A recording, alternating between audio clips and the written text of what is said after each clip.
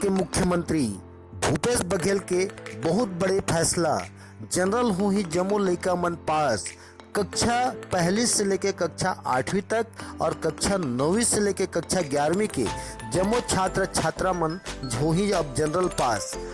वंचित रही कक्षा 10वीं और 12वीं के बोर्ड एग्जाम देवैया लइका मन जनरल हो ही जम्मू लइका पास। कक्षा पहली से लेकर कक्षा 8वीं तक और कक्षा 9वीं से लेकर कक्षा 11वीं के लइका जनरल पास हो ही।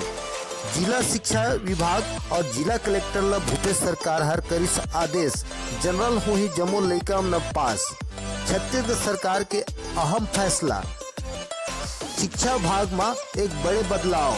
जनरल हो ही जम्मू लइका मन पास। छत्तीसगढ़ सरकार के अहम फैसला। कोरोना वायरस के कहर के खातिर जम्मू लइका हो ही अब जनरल पास। छत्तीसगढ़ में विशेष फैसला भूपेश सरकार के द्वारा। छत्तीसगढ़ सरकार के हाल चाल और जानकारी पाए खातिर हमारे चैनल में लाइक करो, सब्सक्राइब करो, कमेंट करो, शेयर करो और घंटी जरूर दबावा।